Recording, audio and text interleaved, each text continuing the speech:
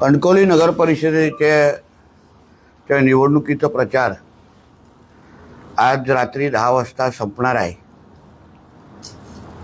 उद्या कणकवली नगर परिषदेचे नगराध्यक्ष आणि नगरसेवक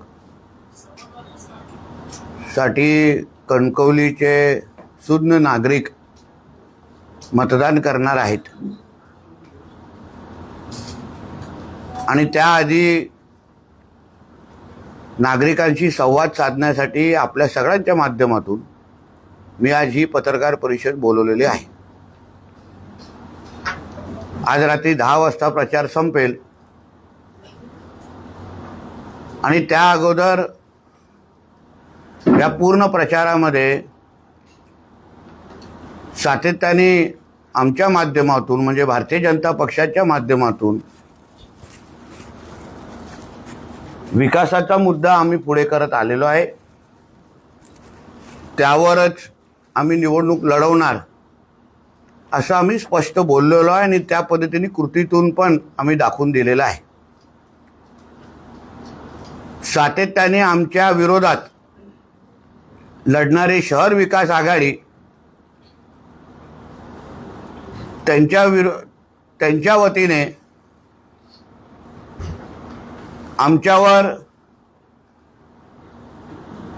भ्रष्टाचार आणि भयमुक्त कणकवली आम्ही करू, भ्रष्टाचार मुक्त आणि भयमुक्त कणकवली आम्ही करू असं सातत्याने सांगितलं जात आहे. आणि म्हणून काही गोष्टी मतदारांपर्यंत पोचल्या पाहिजे, मतदारांना कळल्या पाहिजे, म्हणून ही पत्रकार परिषद मी बोलवलेली आहे. शहर विकास आघाडीचे जे काही नगराध्यक्षाचे उमेदवार आहेत संदेश पारकर, हे सातत्याने बोलत आहेत की भ्रष्टाचार मुक्त कणकवली झाली पाहिजे. आणि आमच्या सगळ्यांवर, माझ्यावर, समीर नलावडेजी यांच्या सगळ्यांवर आरोप सातत्याने ते करतायत. मी जसं त्यावेळी एका सुरुवातीच्या पत्रकार परिषदेमध्ये एका वाक्यात उल्लेख केलेला की 48 तासामध्ये नितेश राणे, समीर नलावडे आणि रवी चव्हाणजी भ्रष्टाचारी कसे झाले ह्याचं उत्तर कधीतरी संदेश पारकरनी दिलं पाहिजे. काही घटना ज्या कणकवलीकरांना कळल्या पाहिजे, कानावर गेल्या पाहिजे. निवडणुकीच्या 2-3 महिन्या अगोदरपासून जेव्हा कणकवलीची निवडणूक लागणार अशी कळली तेव्हा पहिल्यांदा रवी चव्हाणजींच्या फोनवर मी, संदेश पारकर आणि रवी चव्हाण एक दुसऱ्याशी बोललो आणि आमच्या दोघांची, माझ्या आणि रवी चव्हाणजींशी बोलत असताना आता मी थकलो आहे आणि तुम्ही मला भारतीय जनता पक्षामध्ये घ्या, उभाटाचं काय खरं नाही, दोन्ही सेनेचं काय खरं वाटत नाही, असे स्वतः संदेश पारकर बोलले होते. आणि मग त्यानंतर मी लवकरच तुम्हाला दोघांना भेटतो असं आम्हाला सांगितलं गेलं. आणि नंतर भेटल्यानंतर मला ते भेटायला आले मुंबईमध्ये आणि भेटल्यानंतर प्रवेशाची चर्चा सुरू केली आणि त्या चर्चेमध्ये मला तुम्ही 30 कोटी द्या आणि नगराध्यक्षाचा पद किंवा निवडणूक लढवायला द्या अशा पद्धतीची ऑफर मला दिली. मी त्यावर ऐकल्यानंतर मी 2 गोष्टी त्यांना सांगितल्या. एक तर हे आरक्षण ओबीसी ओपन पडल्यानंतर आमच्या वतीने सन्मान्य राणे साहेब, सन्मान्य चव्हाण साहेब आणि आम्ही त्या सगळ्या जणांचं अतिशय स्पष्ट ठरलेलं की आमच्या वतीने आदरणीय समीर नलावडेच लढणार, त्याच्यामध्ये काही बदल होणार नाही मी त्यांना सांगितलं. समीर नलावडेजीने एवढ्या वर्षानुवर्ष सन्मान्य राणे साहेबांकडे जी काही निष्ठा त्यांनी दाखवली की साहेबांबरोबर राहिले प्रामाणिक पद्धतीने, स्वतःच्या भविष्याचा विचार न करता. मला आठवतं 8 वर्षा अगोदर जेव्हा मी ही निवडणूक आम्ही लढवत होतो तेव्हा मी स्वतः काँग्रेसचा आमदार होतो. राणेसाहेब भारतीय जनता पक्षाचे राज्यसभेचे खासदार होते आणि आम्ही स्वाभिमान पक्षातून म्हणजे अक्षरशः इंडिपेंडेंट पॅनल स्वाभिमान पक्षाच्या वतीने आम्ही लढवण्यासाठी पुढे आलो. तेव्हा समीर नलावडेजीने कधीच माझं काय होणार, हा पक्ष नुसता रजिस्टर आहे, इंडिपेंडेंट आहे, अपक्ष आहे, मी उभा राहिलो तो पडीन का, असा कुठलाच विचार केला नाही. राणे साहेबांनी उभं राहायला सांगितलंय म्हणून मी आणि माझे सहकारी उभे राहणार. डोळ्याला पट्टी बांधून हा राणे साहेबांचा सच्चा कार्यकर्ता, भारतीय जनता पक्षाचा सच्चा कार्यकर्ता तेव्हा उभा राहिला, खऱ्या योद्ध्यासारखा लढला आणि कणकवलीकरांनी त्याला आशीर्वाद दिला. तेव्हा भारतीय जनता पक्ष म्हणजे आदरणीय रवी चव्हाण साहेब आमच्या विरोधात होते, संदेश पारकर अधिकृत उमेदवार होते, शिवसेना तेव्हा एकत्र होती, तेव्हा सगळ्यांच्या विरोधात आम्ही लढलो आणि कणकवलीकरांनी आम्हाला आशीर्वाद दिला. पण त्याबद्दल कधीच समीर नलावडेंनी हो केचू केलं नाही. कपबशी या चिन्हावर लढले आणि जिंकून पण आले. आणि 8 वर्ष राणे कुटुंबाच्या या पूर्ण प्रवासामध्ये 14 पासून ते आतापर्यंत एवढी वादळं आली, अंधार आला, पण कधीच समीर नलावडे सारखे असंख्य आमचे कार्यकर्ते कधी हल्ले नाही, स्वतः बदल विचार केला नाही. म्हणून मी त्यांना सांगितलं समीर नलावडेंना डावलून मी करू शकणार नाही, कारण का आम्ही स्वतः बरोबर अशा निष्ठावान कार्यकर्त्यांबरोबर आम्ही त्यांच्यावर कधीच अन्याय करू शकणार नाही. मग कितीही मोठी मला किंमत मोजायला लागली तरी ते मला बोलले तुम्ही विचार करा, मला निवडणूक लढवायची आहे. मी त्यांना हेही सांगितलं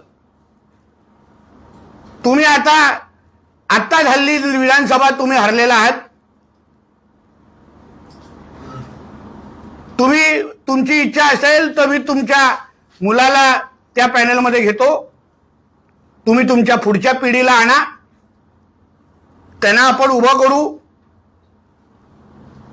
त्यांना तुम्ही आशीर्वाद द्या, असं मी त्यांना आवर्जून सांगितलं. मला वारंवार तुम्ही हे जे काही राजकीय आत्महत्या करत चाललेला आहात ते चुकीचं आहे. पण तरीही त्यांनी मला सांगितलं तुम्ही विचार करा आणि ते तिथून निघून गेले.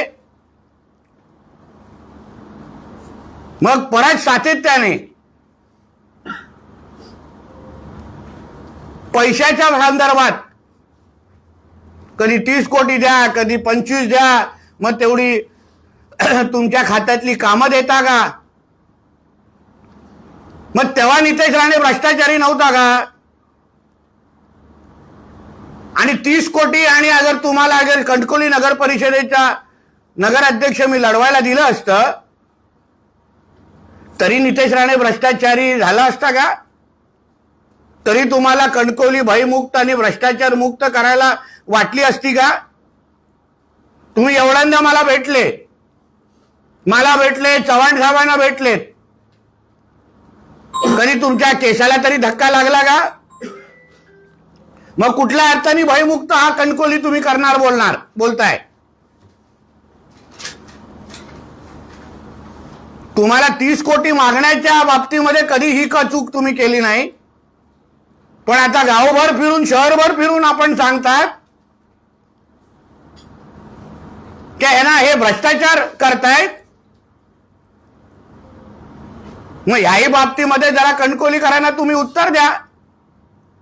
की नितेश राणेंनी आणि रवी चव्हाण साहेबांनी, भारतीय जनता पक्षाने तुम्हाला अगर कणकवलीची निवडणूक लढवायला दिली असती, 30 कोटी दिले असते, तर ही नितेश राणे भ्रष्टाचारी झाला असता का? ह्याचं उत्तर कणकवलीकरांना तुम्ही दिलंच पाहिजे. मी काहीच बोलत नव्हतो, पण वारंवार आरोप जे होत आहेत, खोटं बोललं जात आहे, जनतेला फसवलं जात आहे, तुमच्या आजूबाजूला जे लोक बसलेले आहेत त्या कार्यकर्त्यांना तुम्ही फसवताय. फक्त स्वतःचा स्वार्थ विचार करायचा. मी तुमच्या मुलाला लढवायला सांगितलेलं, तुमच्या भावाबद्दल तुमच्याशी बोललेलो, तरी तुम्ही तेव्हा त्यांच्याबद्दल विचार केला नाही. विधानसभेला सांगितलं माझी शेवटची निवडणूक, सांगितलं होतं की नाही? तिन्ही तालुक्यामध्ये फिरून काय बोलत होते? माझी शेवटची निवडणूक. नगरपालिका, नगर परिषद आली, माझी शेवटची निवडणूक. म्हणजे नेमकं शेवटची निवडणूक कुठली ही कधीतरी जनतेला सांगा. कुठली मोजायची आम्ही शेवटची निवडणूक? मोपाच्या जे प्रायव्हेट फ्लाईटचं जे काही विमानतळ आहे त्याच्या गाडीमध्ये काय काय झालेलं? समीर नलावडेंबरोबर कितींदा तुम्ही बसलेलात? सांगू मी त्यांच्या वतीने तोंड उघडू? मग हेच समीर नलावडे तुम्हाला वाईट वाटले नाही? मग हेच समीर नलावडे तुम्हाला भ्रष्टाचारी वाटले नाही? मला जे पटलं नाही त्याच्यावर मी भूमिका घेतली आणि म्हणून ती शहर विकास आघाडी जन्माला आलेली आहे. ती काय लोकांसाठी जन्माला आलेली नाही, कणकवलीकरांसाठी जन्माला आलेली नाही.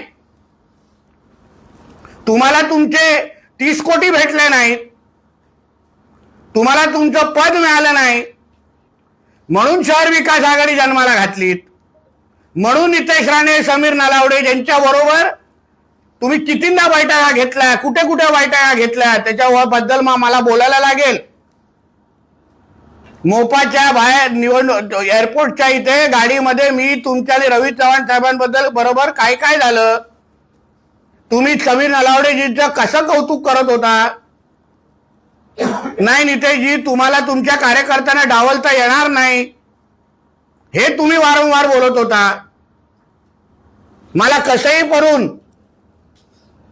ही निवडणूक नगर अध्यक्षाची लढवायची आहे, मग किमान एवढे तरी मला द्या. त्या सगळ्या ऑफर अगर नितेश राणेंनी ऐकल्या असत्या तर आजची ही निवडणूक किंवा आजची ही शहर विकास आघाडी जे सांगितलंय लोकांसाठी केली गेली आहे, कणकवलीकरांसाठी केली गेली आहे. मला कळत नाही, कणकवलीकर दिसतच नाहीयेत कुठे फॉर्म भरण्यासाठी. शहर विकास आघाडीचं राजकीय नेते तिथे दिसले मला, कुठे दिसले व्यापारी समाजाचे लोक, कुठे दिसले कणकवलीकर उत्स्फूर्त पद्धतीने म्हणे ह्यांच्या विरोधात उद्रेक आहेत. कुठे उद्रेक? काय केलं आम्ही अशा लोकांसाठी? काय लोकांच्या विरोधात विकास करणं, लोकांसाठी अडीअडचणी धावून येणं, 24 तास लोकांसाठी राबणं, कोविडच्या काळात स्वतःची आयुष्याची चिंता न करता, जीवाची चिंता न करता. विचारा आमच्या समीरला किती मेहनत त्या लोकांनी, ह्या लोकांनी दिवस रात्र आमच्या लोकांनी केलंय. तेव्हा कुठे होते हे लोक? कुठला पीपीई किट घालून फिरत होते जे आम्हाला दिसले नाहीत? कुठलं तोंड लपवून बसलेले? आणि आता कणकवलीकर फिरून त्यांच्या पॅनलच्या उमेदवारांनी हे माझं ऐकून घ्यावं मुद्दामून. माझे पत्रकार परिषद ऐकतात हे मला माहिती आहे. सगळे एक दुसऱ्याला मांडीला मांडी लावून बसले आहेत, एक दुसऱ्याकडे बघतायत हे मला माहिती आहे. 5 वाजता पत्रकार परिषद बोलवली आहे ना, मग ह्याचं उत्तर द्या की 2 दिवसापासून तुमच्या पॅनलच्या खालच्या उमेदवारांसाठी तुम्ही मतदान का मागत नाही आहे? फक्त एकच मतदान द्या, ते पण वरती. हे का सांगताय लोकांना? नगर अध्यक्षासाठीच फक्त का मतदान मागताय? खालची लोक, जे पॅनलची लोक ही तुमच्या जीवावरती शहर विकास आघाडी केली आहे ना. मग संदेश पारकर हे नुसतं फक्त स्वतःसाठी का मतदान मागतायत, का खालती मतदान मागत नाहीये? ह्याचं उत्तर त्यांनी आमच्या अगोदर पॅनलच्या खालच्या लोकांना द्यावं. त्यांना उगाच त्यांचा बळीचा बकरा करून टाकलेला आहे. आम्हाला शहर विकास आघाडीबद्दल काही हरकत नव्हती. मी पहिल्या दिवसापासून काही बोललो नाही. आमचा विषयच नाही तो ना. शहर विकास आघाडी करायची करा. पण तुम्ही शिंदे सेनेला बरोबर घेतलंय, उभाटाला बरोबर घेतलंय, काँग्रेसला बरोबर घेतलंय आणि आता त्यांना मतदानच मागत नाहीये त्यांच्यासाठी. शिंदे सेनेबद्दल आम्हाला काही हरकत नाही. निलेशजी या त्या पक्षाचे नेते आहेत. त्यांनी प्रचार कुठे करावा, काय करावा हा पूर्ण त्यांचा विषय आहे. पण अगर आपल्या युतीतली चर्चा अगर कुठे फिसकटली, कमी झाली, पूर्ण झाली नाही, तर मग धनुष्यबाणवर अगर सगळ्याचे सगळे उमेदवार 17चे 17 उमेदवार उभे केले असते ना, तर निश्चित पद्धतीने आम्हाला वाईट वाटलं नसतं. निलेशजींबरोबर आमचं भावनिक नातं आहे. ह्या सगळ्या जणांनी माझ्या अगोदर, मी तर 14ला राजकारणात आलो, निलेशजी 2009ला खासदार झालेले, तेव्हा समीर नलावडेजी, हे आमचे गोट्या सावंत, हे सगळे माझे आमचे कार्यकर्ते, हे त्यांच्याबरोबर जुडून काम करणारे कार्यकर्ते होते. मग युथ काँग्रेसमध्ये काम केलेलं होतं. तेवढाच भावनिक विषय निलेश साहेबांबद्दल आमचा आहे. मी आताही बोलतो, त्यांचा वापर केला जातोय, त्यांना पुढे केला जात आहे.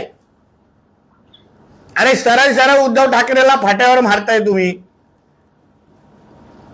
तुम्ही राजीनामाचं पत्र दाखवा. चला मला एक तरी माझ्या पत्रकार मित्रांनी त्यांना सांगावं, तुम्ही शहर जिल्हा प्रमुख शिवसेना उद्धव बाळासाहेब ठाकरे ह्याचा राजीनामाचं पत्र दाखवा. काही अर्थ तुम्ही.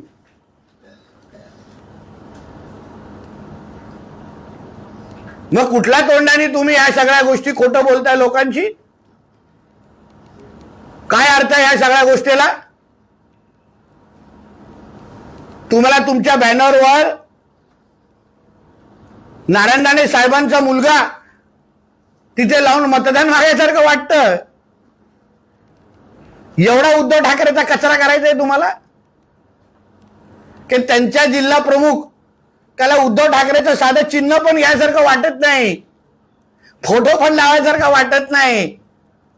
ही उद्धव ठाकरेची लायकी आम्ही नाही काढली, त्याच्या स्वतःच्या जिल्हा प्रमुखांनी काढलेली आहे, जे अधिकृत आजी जिल्हा प्रमुख आहेत. उद्या ते खरंच जे शिंदे सेनेला सांगतात की मी तुमच्याकडे प्रवेश करतो, खरंच करणार आहेत की पहिले विचारा. जे त्यांच्या मांडीला मांडी लावून आता माझी पत्रकार परिषद बघतायत ना, त्यांना विचारा खरंच प्रवेश करणार आहे का. कारण काल तर त्यांनी वैभव नाईक आणि उपरकरांबरोबर पत्रकार परिषद घेतली परत एकदा. म्हणून अशा खोटारडेपणाचा आधार घेऊन जनतेची फसवणूक. अगर संदेश पारकर स्वतःच्या गलिच्छ राजकारण, स्वार्थी राजकारणासाठी, लोकांशी काही लेणं देणं नाही, जनतेशी काही लेणं देणं नाही, कणकोलीशी तर मुळीच नाही, फक्त मी आणि माझ्यासाठी पैसा, एवढं एक कलमी कार्यक्रम आहे. मी खोटं बोलत असेल ना, चला बाबांच्या दरबारात आणि मी तिथे उभा राहतो, बोलू सगळ्या बाबांच्या समोर, बालचंद्र महाराजांच्या मठात, चला चला मी उभा राहतो आणि जो सांगा नितेश राणे खोटं बोलतोय, चला आमचं स्वयंभूच्या इथे उभा राहू आणि सांगू, तिथे उभा राहू आणि सांगू की नितेश राणे खोटं बोलतोय. आम्ही काय बोलत नाही म्हणून आम्ही काय आरोप सहन करणाऱ्यापैकी नाही.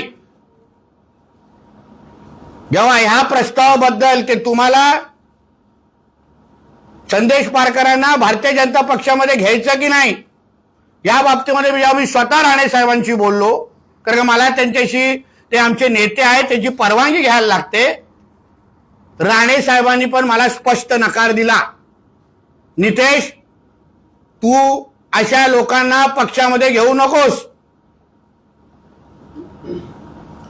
बिलकुल गरज नाही तुला. तुम्ही लोकांनी काम केलंय, तू असेल, समीर नलावडे असतील, तुम्ही लोकांनी कामं केली आहेत लोकांची. मला स्पष्ट एक्झॅक्ट वाक्य बोलायचं तर अशा चपट्या पायाच्या लोकांना पक्षात घेऊ नका, हे राणे साहेबांचं वाक्य.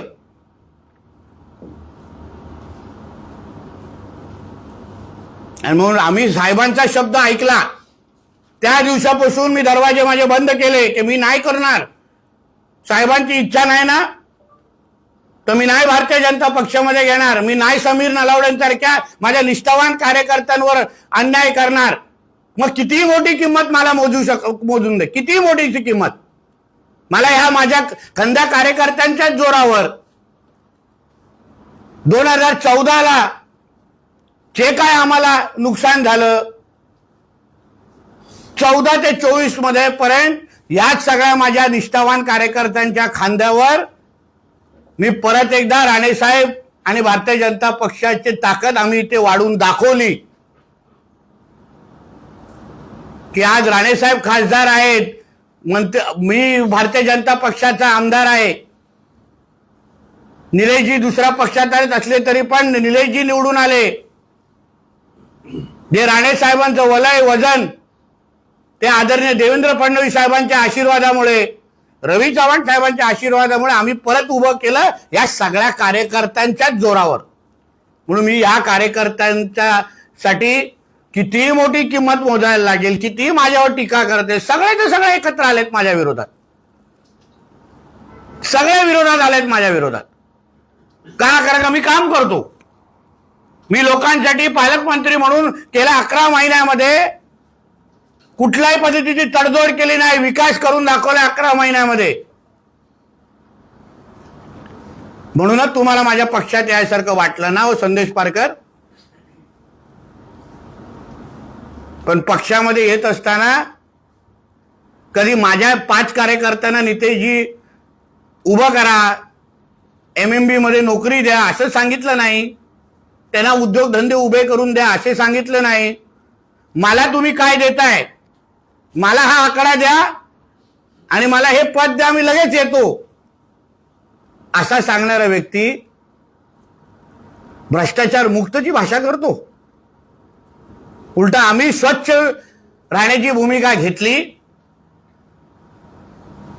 आणि म्हणूनच आज ही निवडणुकीमध्ये सगळ्याचे सगळे आमच्या विरोधात गेले असले तरी, नितेश राणेच्या विरोधात सगळे गेले असले तरी मला माझ्या कणकोलीकरांची साथ आहे, आशीर्वाद आहे. माझ्या कणकोलीकरांना माहिती आहे त्यांचा नितेश राणे हा चुकलेला नाही, दिवस रात्र मेहनत करतो. जगाच्या पाठीवर महाराष्ट्रात कुठेही असला तर कणकोलीकरांना जेव्हा जेव्हा माझी गरज आहे तेव्हा तेव्हा मी तिथे येऊन उभा राहतो. माझं नातं हे फक्त निवडणुकीपुरतं नाही आहे. मी आज घराघरामध्ये जाऊन जेव्हा बसतो तेव्हा मला प्रचार पण करायला लागत नाही, कारण का मी 365 दिवस 24 तास या लोकांच्या संपर्कात राहणारा एक कार्यकर्ता आणि लोकप्रतिनिधी आहे. तुमच्यासारखे डील करणारा माणूस नाही आहे, खोटं बोलणारा माणूस नाही. हिंमत असती तर करायचं ना उभाटाचं पॅनल उभं, मशाल चिन्हावर उभं राहायचं ना. उद्धव ठाकरेवर विश्वास नाही, हिंमत असती तर दाखवायचं उभं राहून. सांगा तुमच्या आजूबाजूच्या आता सहकार्यांना जे तुमच्याबरोबर माझी इंटरव्ह्यू माझे हे पत्रकार परिषद बघतायत, एकट्यासाठी 30 कोटी मागितलेले की त्यांना पण वाटून देणार होता, सांगितलं होतं त्यांना. आणि म्हणून मी परत एकदा तुम्हाला सांगतो, मी अतिशय स्पष्ट भूमिके घेऊन आम्ही उद्याचं मतदान लोकांकडे मागायला जातोय. कणकोलीकरांना मी एवढीच साथ देतो, मागतो, एवढाच आशीर्वाद मागतो की आज तुमचा आमदार, तुमचा नितेश राणे, तुमचा समीर नलावडे, त्यांनी तुमच्यासाठी आंदोलन केली, तुमच्यासाठी मेहनत केली. कुठल्याही जीवाची पर्वा न करता माझ्या कणकोलीकरांसाठी दिवस रात्र आम्ही राबतोय, मेहनत करतोय. कारण का कणकोलींनी आम्हाला खूप दिलेला आहे. राणे कुटुंबाची ती ओळखच कणकोली आहे. सिंधुदुर्ग कुठे? कणकोलीमध्ये. राणे कुटुंब कुठलं? कणकवली. म्हणून राणे साहेबांकडून, मोठ्या साहेबांकडून आमच्या कणकवली काढून घेण्याची हे जे काय मनसुबे तुम्ही आखताय ना, खोटं बोलून, लोकांना फसून, लोकांना सोडा, तुमच्या सहकार्यांना फसवताय. शहर विकास आघाडीमधल्या तुमच्या त्या उमेदवारांना फसवताय. कालपासून एक एक मत का मागताय ना, सांगा त्यांना, उत्तर द्या त्यांना.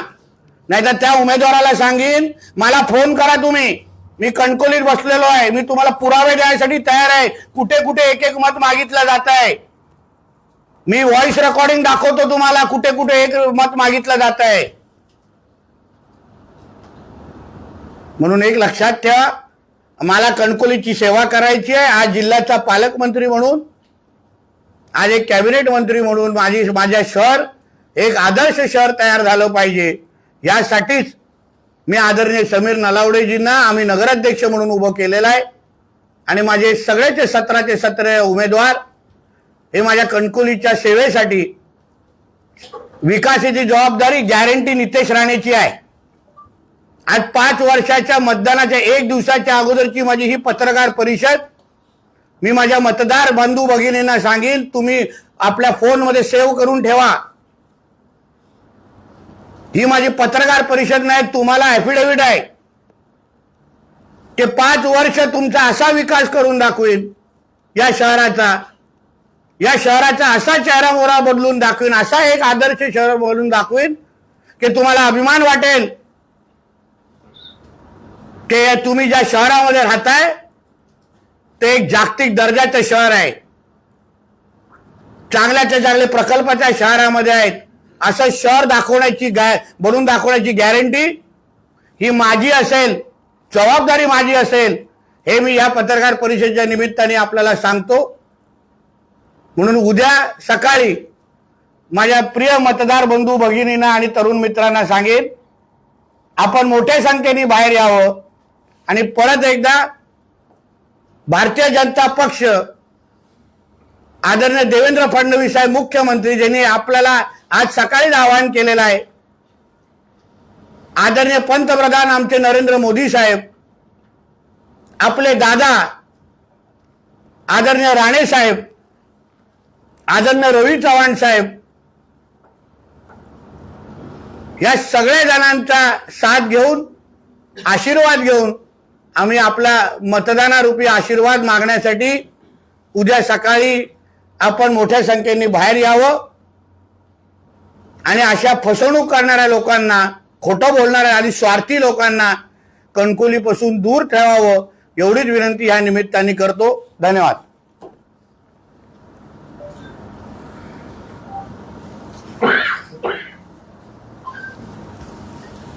बोला.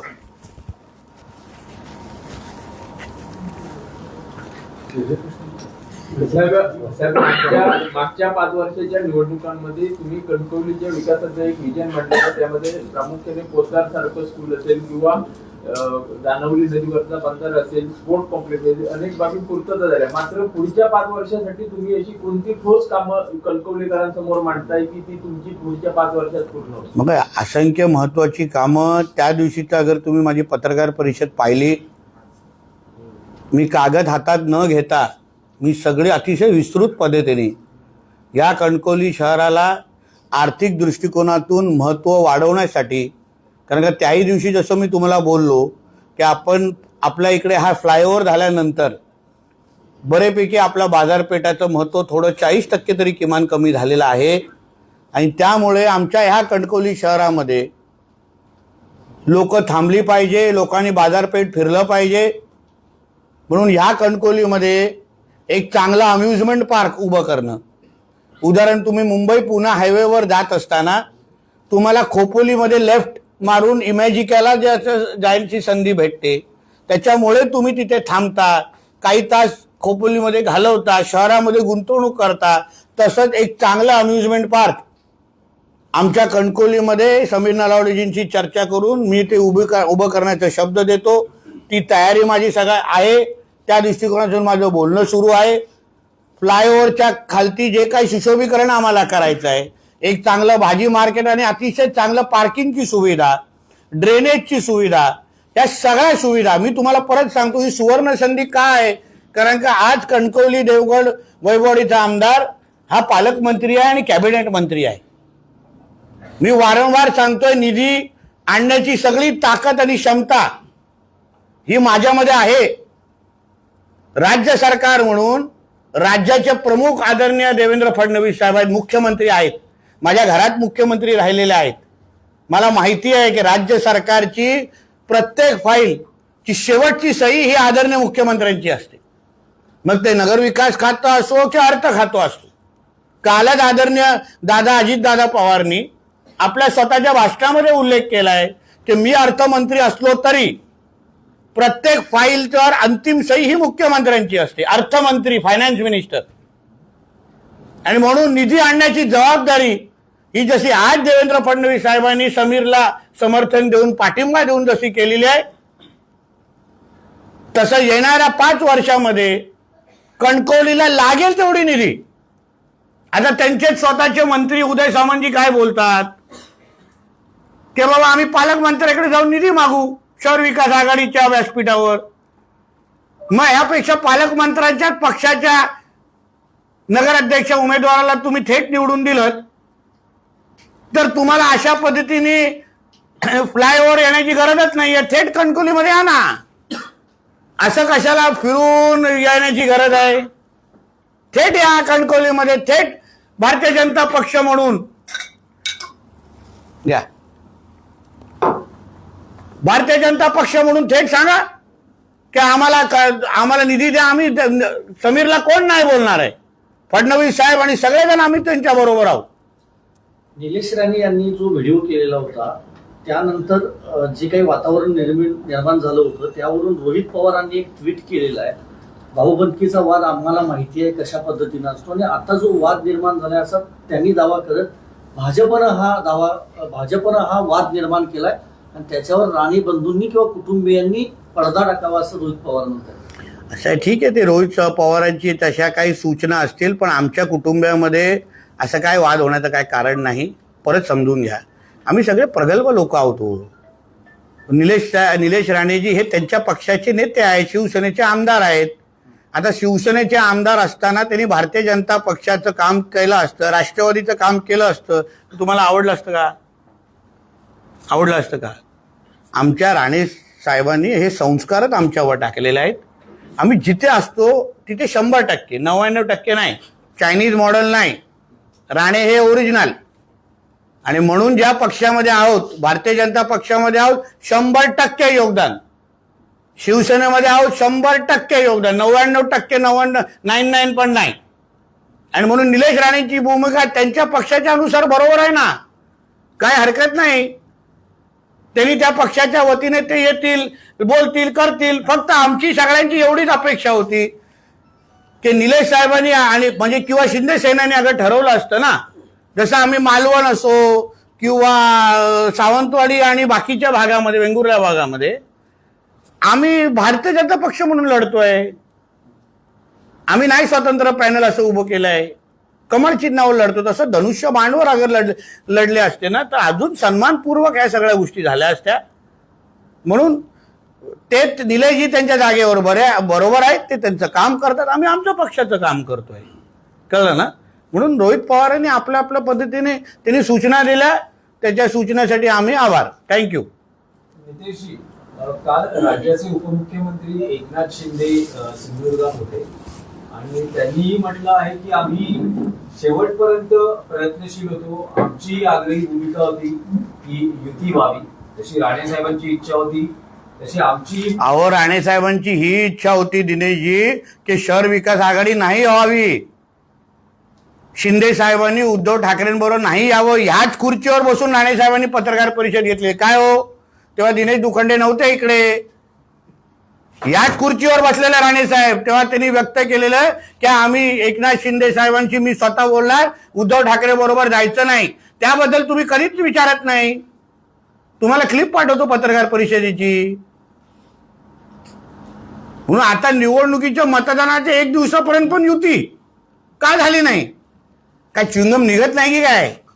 च्युइंगम निघत नाही की काय? उद्या मतदान आहे. उद्या तुम्ही मला वाटतं 5 तारीख 10 तारीख 31 डिसेंबरला पण तेच प्रश्न विचाराल. नाही, पण त्याची एक घटना अशीही होती की सुरुवातीला एकनाथ शिंदेचे तुमच्या बॅनरवर म्हणजे महायुतीच्या बॅनरवर फोटो होते आणि नंतर जेव्हा असा निर्णय झाला की वेगवेगळे घडणार किंवा निर्णय झाला नव्हता तरी त्यांचे फोटो त्या बॅनर विदाऊट निर्णय आम्ही अशा नेत्यांचे अन्य नेत्यांचे बॅनरवर फोटो लावू शकतो का? तुम्ही मला सांगा ना जरा. त्यांची परवानगी न घेता ठीक आहे, कोणाची तरी त्या पद्धतीने चूक झाली, आम्ही सांगितलं बाबा थांबा, युती झाल्यावर सन्मानपूर्वक चांगले बॅनर. अहो शिंदे साहेबांबद्दल केवढं सन्मान आहे ना आमच्या मनामध्ये, ते आम्हाला एक बॅनरवर सांगण्याची गरज नाही आणि कोणाला सिद्ध करण्याची गरज आहे. शिंदे साहेबांना चांगलं माहिती आहे. कारण का उद्धव ठाकरेंनी जे त्यांच्यावर केलेला अन्याय तसाच तो अन्याय आदरणीय राणे साहेबांनी पण भोगलेला आणि म्हणून कोणाची परवानगी न घेता युती झाल्याशिवाय कोणाच्या अशा बॅनरवर फोटो लावणं हे नैतिक दृष्टिकोनातून चुकीचं असल्यामुळे आम्ही तो विषय टाळला. उलट त्याचं कौतुक झालं पाहिजे.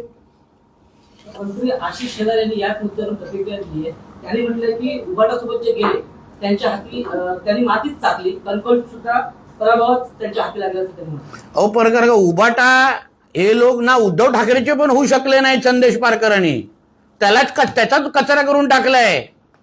म्हणजे तुम्ही सांगा उबाटाच्या जिल्हा प्रमुखालाच वाटत नाही काही मशाल चिन्ह वापरावं, कितीच कचरा करणार त्या उद्धव ठाकरेचा. काही लिमिट आहे की नाही? म्हणजे तुम्हाला वाटलं नाही की माझ्या पक्षाच्या पक्षप्रमुखाचे चिन्ह घ्यावं? एवढं मशालवर राग आहे. प्रचार संपायला काही तास शिल्लक आहेत. निवडणूक आयोगानं 20 नेत्यांची एक यादी तयार केली ज्यामध्ये प्रलोभनं दाखवली गेली होती. त्यांच्या विरोधात त्यांच्या विरोधात कारवाई करायचं निवडणूक आयोग ठरवते, ज्यामध्ये एकनाथ शिंदे, अजित पवार, गुलाबराव पाटील, चित्रा वाघ यांचाही समावेश आहे. काय करू? दिग्गज नेत्यांचा समावेश. प्रलोभनं दाखवली म्हणून 20 नेत्यांची यादी तयार केलेली आहे निवडणूक आयोगानं. हो ना, तर त्याची माहिती घेतो आणि सांगतो. तू फोन जिथे ठेवला तिथे तसं ठेवू नको, चुकीच्या पद्धतीने वाटतंय. अशा गोष्टी आमच्या कणकुलीत होत नाहीत.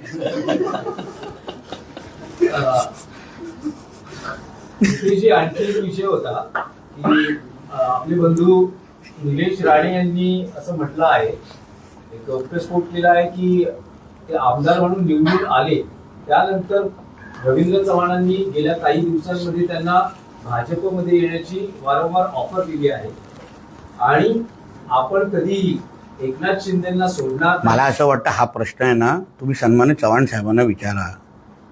खरंच चव्हाण त्यांनी कोणाच्या बद्दल बोललेत? चव्हाण साहेबांबद्दल बोललेत की नाही? तर मी आपल्याला विनंती करतो, निलेश साहेबांचा आणि त्यांच्यामध्ये असा काही डायलॉग झाला असेल. आता माझ्या आणि संदेश पारकरच्या मधला डायलॉग सांगितला का नाही तुम्हाला? पण त्यांच्या आणि रवी चव्हाण साहेबांमध्ये काय डायलॉग झाला मी कसं सांगू शकतो? उगाच चुकीची कुठली माहिती देण्यापेक्षा जे 2 जबाबदार नेते आहेत, निलेशजी पण जबाबदार आहेत, चव्हाण साहेब पण जबाबदार, त्यांना विचारा ना.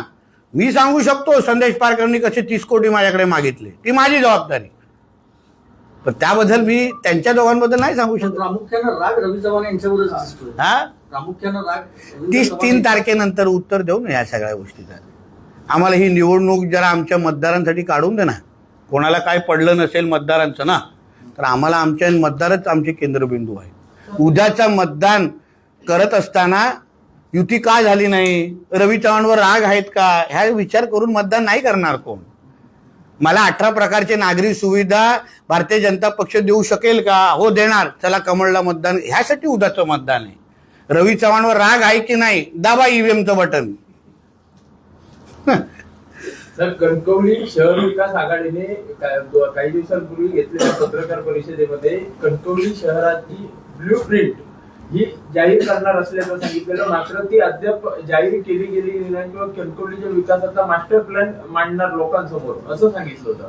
आज प्रचाराचा शेवटचा दिवस आहे, अद्यापपर्यंत ही मास्टर त्यांचा जो प्लॅन होता विकासाचा तो आलेला आहे. अहो कसा दाखवणार मास्टर प्लॅन, जेव्हा आज त्यांचे नगराध्यक्षाचे उमेदवार अगर स्वतःसाठी मत मागत असतील तर बाकीच्या लोकांना त्यांनी बुडवलं काय ना. बिचारे बाकीचे उमेदवार करणार काय 17 आणि कसली ब्लूप्रिंट, कसं दाखवणार ब्लूप्रिंट? काहीतरी शहराच्या विकासासंदर्भात वाचलं पाहिजे ना. जो माणूस स्वतःसाठी पैसे मागतोय तो कसली ब्लूप्रिंट दाखवणार तुम्हाला? आता पुढचे सांगायला देऊ नका. बायका पोरं म्हणजे पत्रकार परिषद बघतात. काय बोलता तुम्ही? तुम्ही ब्लूप्रिंट, विकासाची ब्लूप्रिंट आणि संदेश पारकरचा काय संबंध?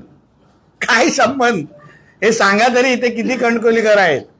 पण भयमुक्ती बरोबर आर्थिक प्रलोभनही दाखवली जातात असंही त्यांनी आमच्याकडून उलट आम्ही झुकलो नाही. आमचं कौतुक करायला पाहिजे. मी माझी भूमिका स्पष्ट केली. मी देणार नाही, मी अशी करणार. तर संदेश पारकर इथे बाजूला बसला असता समीर नलावडेच्या जागी. अगर हो बोललो असतो आणि त्याला पद दिलं असतं तर बाजूला असता. नितेश राणे किती चांगला आहे असं करत विचार असा हलतो की नाही? मग साहेब सातत्याने 15 आई शपथ कमर दुखायला लागली म्हणजे. साहेब, कणकवलीच्या निवडणुकीमध्ये 10,000 मतदारांना वाटप केलं जात आहे भाजपकडून, असा शहर विकास आघाडीच्या नेत्यांकडून आरोप झाला. परंतु गेले काही दिवस कणकवली शहरामध्ये शहर विकास आघाडीकडून सुद्धा पैशांचं वाटप होत असल्याची चर्चा कणकवलीच्या जनतेमध्ये आहे. तर त्याबाबत आपला तक्रार करा. मी आपल्याला विनंती करतो, कोणी असे पैसे वाटत असतील त्याबद्दल तक्रार करा ना राज्य निवडणूक आयोगकडे. मी दखल घेतो ना त्याची. मी सांगतो ना कारवाई करण्यासाठी.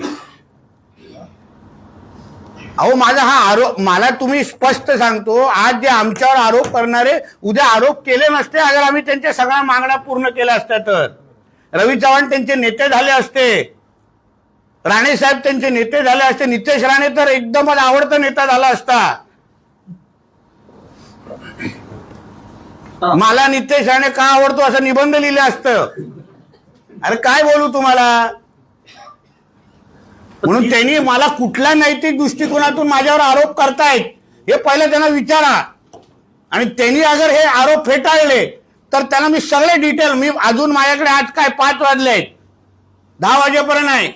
मी परत 7 वाजता पत्रकार परिषद घेईन, 8 वाजता घेईन, 9 वाजता आरोप नकारून दाखवावं त्यांनी. शिवसेना भाजप फक्त एकत्र आहेत. दीपक केसरकर काल असं म्हणाले की भाजपला मत म्हणजे विरोधकांना मत. हा? भाजपला मत म्हणजे विरोधकांना मत असं. कुठले विरोधक? आणि विरोधकच संपलेत महाविकास आघाडी. आम्हीच खेळतोय इथे.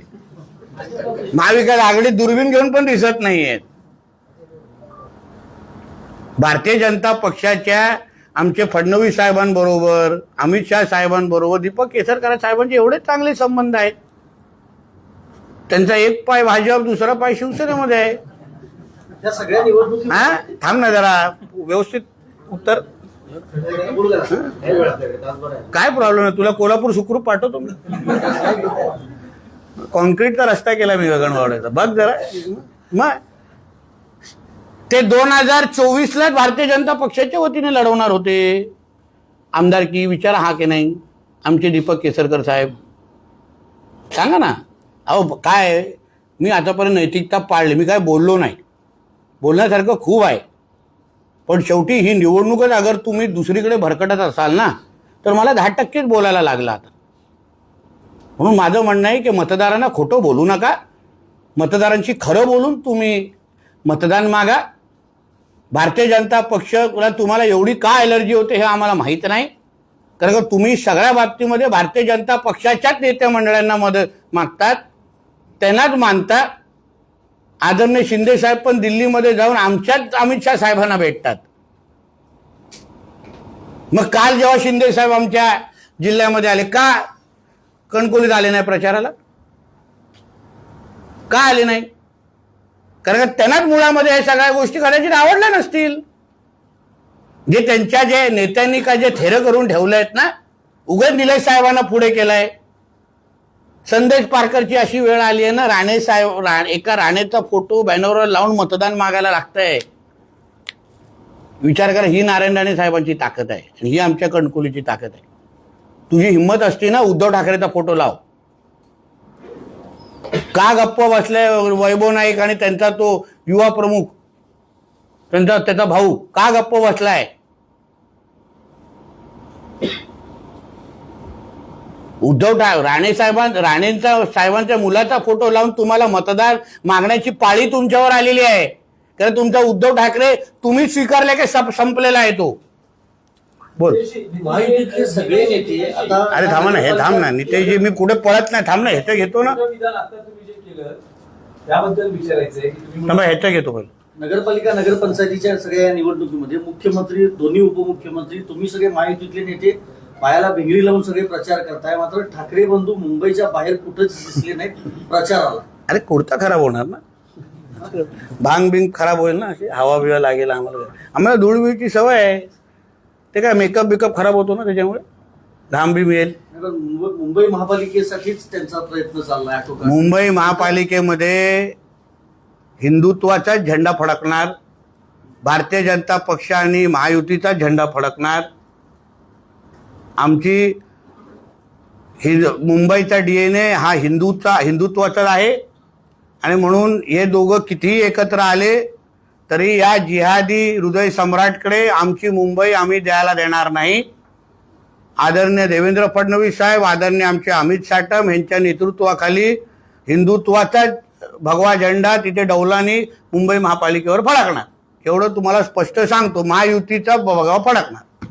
नितेशजी, तुम्ही असं म्हणाला की दीपक केसरकर यांचा एक पाय शिवसेनेत आहे तर दुसरा पाय भाजपमध्ये आहे हो. आणि 2024 ला ते भाजपमधूनच निवडणूक लढवण्याच्या तयारीत होते. 2029 ला दीपक केसरकर 100% भाजपचा भाग असू शकतात का? आता तुम्ही इथून 35 मिनिटावर जा आणि सावंतवाडीमध्ये विचारा त्यांना, नाही, तुमच्याकडे इतकी माहिती आहे म्हणून म्हटलं. पूर्ण त्यांना सांगा. पहिलं विचारा नितेश राणे बोलतोय खरं आहे की नाही, बाकीचं तेच सांगतील, बाकीचं ते सांगतील ना. आणि 29चा प्रश्न तुम्ही 29च्या सुरुवातीला मला विचारा, आता नको. नाही, रवींद्र चव्हाण साहेबांची घोषणा आहे 100% भाजप. तुम्ही मला एक सांगा, कुठला पक्ष असा स्वतःच्या ताकदीवर 100% वाढवण्याची इच्छा नसलेला एक पक्ष मला तुम्ही दाखवा. दिनेशजी, प्रत्येकाची दिनेशची इच्छा आहे की माझा पक्ष 100% या राज्यामध्ये सत्तेमध्ये यावं. आज प्रदेश अध्यक्ष म्हणून त्या खुर्चीवर बसलेले आमचे चव्हाण साहेब ह्यांनी आपल्या पक्ष संघटनेलाच वाव देणं, पक्ष संघटनेलाच वाढवणं ही त्यांची नैतिक जबाबदारी आहे की नाही. आणि म्हणून त्यांच्याकडून तेच वक्तव्य अपेक्षित आहे. सरकार चालवण्याच्या वेळी देवेंद्र फडणवीस साहेबांनी महायुती या सगळ्या गोष्टी बोलून अतिशय त्यांच्या साजेसर आहे, पण आमचे चव्हाण साहेब बोलत असताना त्यांनी भारतीय जनता पक्षात वाढवणं हे त्यांच्या तोंडातून निघालंच पाहिजे. शहर विकास आघाडीच्या दोन्ही प्रचारात नाही, बॅनरवर नाही, मात्र काल पत्रकार परिषद घेऊन दोन्ही माजी आमदारांनी थेट आवाहन केलंय मतदारांना की भ्रष्टाचार मुक्त करण्यासाठी कणकवली नगरपंचायत संदेश पात्रांना निवडून द्या. म्हणून आता हे पत्र तुम्ही इथून तिथेच जाणार आहेत ना, विचारा त्यांना. नितेश राणे बोलतोय की तुम्हाला न विचारता 30 कोटी मागितले आहेत. आजूबाजूचे विचारतील अरे आमचं काय, त्याच्यातलेच आहेत ते, त्याच्यातलेच आहेत. म्हणून ह्या लोकांना काही अर्थ नाही. आम्हाला विकासाच्या आधारे आज निधी आणण्याची क्षमता कोणामध्ये आहे हो, मुख्यमंत्री कोणाचा आहे हो. म्हणून अगर या राज्यामध्ये सबकुच अगर देवाभाऊ असेल तर दुसऱ्याकडे जाण्याची गरज काय आपल्याला, दुसऱ्याकडे मतदान करण्याची गरजच नाही मतदार बंधू भगिनींना. बोला चला. कणकवलीच्या डीपी प्लॅन संदर्भात गेले काही दिवस चर्चा सुरू होती. नगरपंचायतीची कालावधी संपल्यानंतर हा डीपी प्लॅन जे काम होतं ते थांबलेलं. गेल्या काही दिवसांपासून भाजपच्या पदाधिकाऱ्यांनी या संदर्भात माजी आमदार राजन तेलींवर आरोप केला की शहरामध्ये ठराविक जागांवर जिल्हा परिषद अध्यक्ष असताना तेलींनी आरक्षण टाकली. येत्या काळात तुमची सत्ता आल्यावर त्याची डीपी प्लॅन संदर्भात आरक्षणाबाबत आपली काय भूमिका? बघा, डीपी प्लॅनच्या माध्यमातून शहराचं पुढच्या 25 वर्षाचं नियोजन करायचं असतं. म्हणून डीपी प्लॅन बनवत असताना अतिशय विचारपूर्वक, ह्याच्यामध्ये कोणीच राजकारण कुठल्या पद्धतीचे आणू नये असा मताचा मी आहे. राजकारण याचा काही संबंध नाही. जे शहराला लागत असणाऱ्या ज्या ज्या फॅसिलिटीज आहेत, ज्या सुविधा आहेत, त्या सगळ्या देण्यासाठी अतिशय चांगलं नियोजन केलं जाईल. सगळ्याशी चर्चा विनिमय केला जाईल, सगळ्यांशी बोललं जाईल, तज्ज्ञांशी चर्चा केली जाईल आणि कणकवली शहराला एक आदर्श शहर बनवण्यासाठी ज्या डीपी प्लॅनची गरज आहे त्या डीपी प्लॅन तयार केला जाईल आणि त्याची अंमलबजावणी केली जाईल. राणे सर, आता निलेशजी म्हणाले की होणारी युती कुठली रवींद्र चव्हाणांमुळे, आणि रवींद्र चव्हाण राणे साहेबांचा ग्रुप करून स्वतःचा ग्रुप तयार करून पाहत आहे. कितपत तथ्य आहे? कुठे म्हणाले? आता मी ऐकलं नाही, ऐकल्यानंतर उत्तर देईन. मला तुम्हाला परत सांगतोय, यासाठी तुमच्याकडे 4, 5, 6, 7 डिसेंबर आहे ना हो. उद्याच्या मतदानाबद्दल आम्हाला जास्त चिंता आहे की उद्याच्या मतदान हे आमच्या मतदार विकासावर केलं पाहिजे, जेणेकरून आमची कणकर. तुम्ही आज उद्या संध्याकाळी इथून जाणार, आम्हालाच राहायचं आहे इथे, आहे की नाही. म्हणून इथले कणकवली कशी असली पाहिजे, इथले वेंगुर्ला कसं असलं पाहिजे, इकडे सावंतवाडी असली पाहिजे, मालवण कसं, ह्याची चिंता आम्हाला असल्यामुळे त्यासाठी आम्ही मतदारांकडे मतदान मागतोय. ह्या उणीधुणी काढण्यासाठी आपल्याकडे 4 तारखेपासून वेळ आहे ना, तेव्हा बोलू ना त्याबद्दल. साहेब, आता मगाशी काही वेळापूर्वी आपण म्हटलं की राणे समर्थकांमुळे हे सर्वजण आपण आहात, पण सिंधुदुर्ग जिल्ह्यात महायुती न झाल्यामुळे राणे समर्थकांमध्ये सध्या गोंधळलेल्या अवस्थेत आहेत राणे समर्थक, आणि अनेक ठिकाणी काही घडामोडी काही दिवसात. तुम्ही राणे समर्थकांचं मन ओळखता का आम्ही? तुम्ही ओळखता का आम्ही? तुम्हाला आमच्याच कुटुंबाबद्दल बोलायचं की यांची अशी गोंधळलेले आहेत, मग आम्ही तर घरी बसलं पाहिजे. मग तुम्हाला तुमच्या चॅनलमध्ये काय चाललंय मी सांगितलं चालेल काय हो? नाही काय हा, कुठे बघून बोलताय? प्रश्न वेगळा आहे. काय प्रश्न वेगळा आहे? तरी हा काही नाराज असलेले राणे समर्थक. कोण बोललं नारायण समर्थक नाराज आहेत? राणे साहेब जिथे आहेत तिथे सगळे अधिकार आमचे राणे साहेबांकडे दिले जातात. राणे साहेब जे बोलतील, जे ठरवतील तेच राणे समर्थक करतात. आणि राणे समर्थक आता भारतीय जनता पक्ष आणि निलेश साहेबांबरोबर पण आहेत. म्हणून राणे समर्थकांचं मन ओळखणं आणि त्यांची काळजी घेणं हे आमचं काम आहे. कोणी दुसऱ्याने त्याच्यामध्ये पडू नये. तुम्ही काय आवाहन करू शकता त्यांना? त्यासाठी तुमच्याशी बोलायची गरज नाही मला. मी त्यांच्या घरात बोलून सांगेन. माझे घरचे आहेत ते. आम्ही उठतो, बसतो, जेवतो एकत्र. त्यासाठी मला मीडियाचा आधार घ्यायची गरज नाही. एजी डॉक्टर्स प्रकल्पाबाबत आपल्यावर आरोप केले गेले आहेत. संदीप, नाही झाला ना तो प्रकल्प. मी 100 प्रकल्प आणले. मी 100 प्रकल्प, त्याच्यामध्ये 2-3 फेल झाले. माझ्या इथे गड नदीचा पण फेल झाला, कारण खडकं सापडली खालती. काय करू मी? ऍक्सिडेंट व्हायला देऊ? नाही झाला तो प्रकल्प, दुसरा आणणार. हे आरोप 30 कोटीने मिळाल्यानंतर झाले असते का हो? तुम्ही बघा तो मुद्दा सांगा ना यार. अरे हे सगळे आता हे खोदतायत. काय बोललं पाहिजे, आयला त्याला पैसे नाही मिळाले, काहीतरी बोललं पाहिजे. यासाठी हे कार्यक्रम आहे. या निवडणुकीला अर्थच नाही. नितेश राणे आणि रवी चव्हाण साहेबांनी अगर ती मागणी पूर्ण केली असती तर नितेश राणे वाईट नसता, रवी चव्हाण साहेब वाईट नसते. भारतीय जनता पक्ष हा माझा किती पक्ष आहे असं म्हणून कशाला पडताय? जाऊन दे ना ते आरोप. त्याला अर्थ नाही आरोपला. शहर विकास आघाडीलाच अर्थ नाही. चला, मला आता वेंगुर्ल्याला माझी